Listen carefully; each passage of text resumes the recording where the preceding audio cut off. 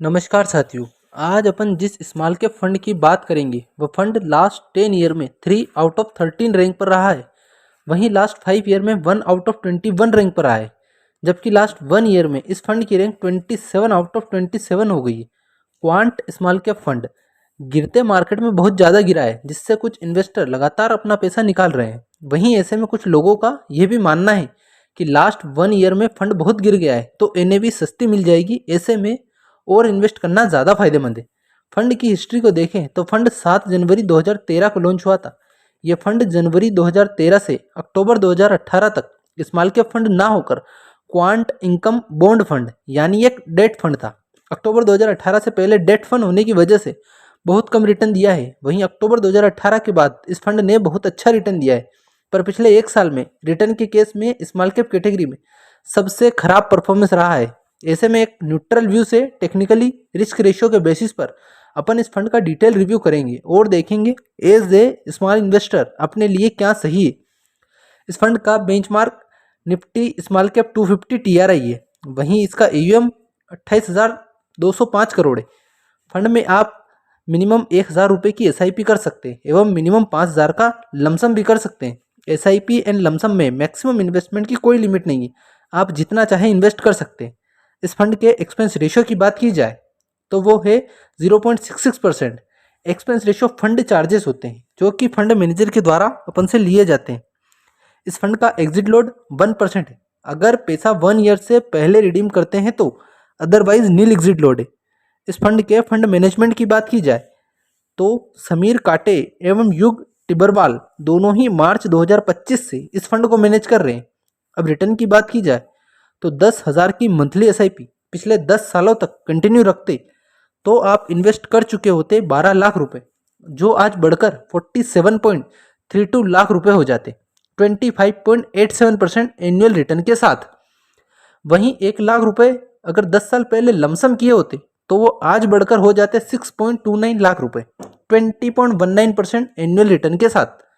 अब इस रिटर्न को कैटेगरी एवरेज, बेंचमार्क रिटर्न और अदर फंड की रैंक के साथ कंपेयर करके देखें तो इस फंड का last 1 year return -5.89%, last 3 year return 32.06%, last 5 year return 45.78% एवं लास्ट 10 ईयर रिटर्न 20.19% है। जबकि category average last 1 year return 2.65%, last 3 year return 27.66%, last 5 year return 34.47% एवं लास्ट 10 ईयर में 18.43% का रिटर्न दिया है। वहीं benchmark Nifty small cap 250 index का 1 year return 1.87%, 3 year return 28.57%, last 5 year return 33.65% एवं लास्ट 10 ईयर में 16.95% का एनुअल रिटर्न दिया है। वहीं फंड की रैंकिंग की बात की जाए तो last 1 year rank 27 out of 27 रही है, जबकि 3 ईयर रैंक 4 आउट ऑफ 23, वहीं 5 ईयर रैंक 1 आउट ऑफ 21 एवं last 10 year rank 3 out of 13 रही है। मतलब इस फंड ने लास्ट 3, 5 एवं 10 ईयर में कैटेगरी एवरेज और इंडेक्स दोनों से ही ज़्यादा रिटर्न दिया है, जबकि लास्ट 1 ईयर में कैटेगरी एवरेज एवं इंडेक्स दोनों से ही कम रिटर्न दिया है। परंतु अब टेक्निकल पैरामीटर भी डिस्कस करते हैं जिससे फ्यूचर पॉसिबल रिस्क एवं रिटर्न को भी प्रिडिक्ट किया जा सकता है।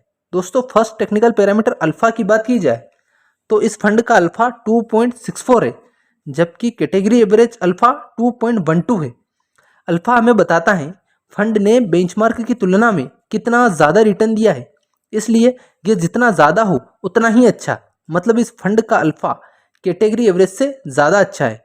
नेक्स्ट बीटा रेशियो की बात की जाए तो इस फंड का बीटा है 0.93, वहीं कैटेगरी एवरेज बीटा 0.83 है। दोस्तों, बीटा हमें बताता है फंड की वोलेटिलिटी के बारे में।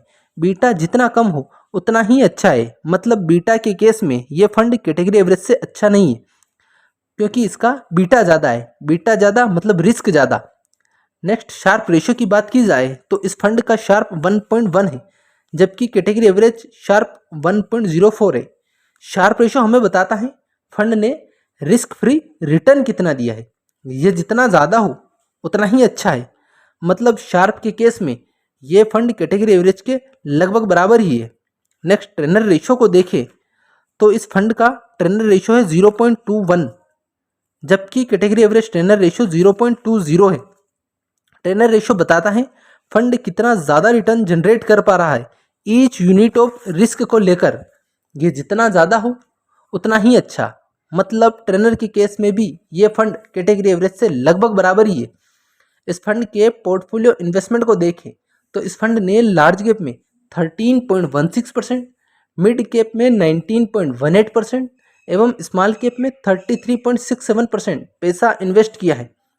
इस फंड ने लार्ज एवं मिड कैप में अपना इन्वेस्टमेंट बढ़ाया है, जिससे बीटा यानी रिस्क वॉलेटिलिटी 1.06 से घटकर अभी 0.93 पर आ गई है।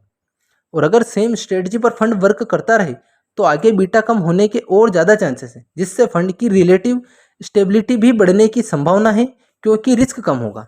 इस फंड के टॉप स्टॉक होल्डिंग की बात की जाए तो रिलायंस इंडस्ट्रीज लिमिटेड में 10.58%, जियो फाइनेंशियल सर्विस लिमिटेड में 4.78%, एजिस लॉजिस्टिक लिमिटेड में 4.39% पैसा इन्वेस्ट किया है। अब इस फंड की रेटिंग को देखें तो क्रिसिल ने इस फंड को 1 स्टार, वैल्यू रिसर्च ऑनलाइन ने 5 स्टार एवं मॉर्निंग स्टार ने भी 5 स्टार रेटिंग दी है। तो दोस्तों अपन ने इस फंड के सारे टेक्निकल पैरामीटर, रिस्क रेशियो एवं रिटर्न को देख लिए। तो ये फंड अभी भी एक रिस्की फंड है, तो अपने रिस्क एवं रिटर्न के अकॉर्डिंग आप इन्वेस्ट कर सकते हैं, क्योंकि ये फंड मोर रिस्क मोर रिवार्ड के प्रिंसिपल पर वर्क करता है। वीडियो कैसा लगा कमेंट में अवश्य बताना। लाइक शेयर एवं सब्सक्राइब करें। धन्यवाद।